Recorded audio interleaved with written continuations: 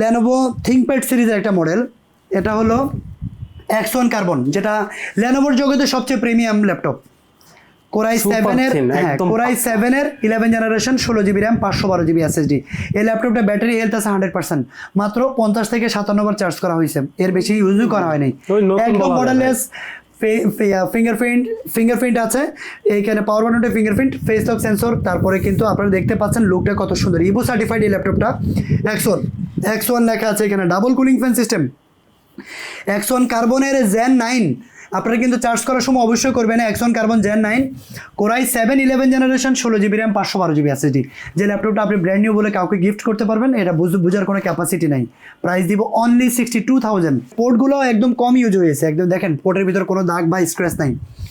T490S core i 7 8 generation 16 GB RAM 512 GB SSD। Price শুনলে অবাক হবেন, মাত্র 36,000 টাকা দিয়ে দিব। 36,000 হলে কিন্তু এই ল্যাপটপটা নিতে পারবেন।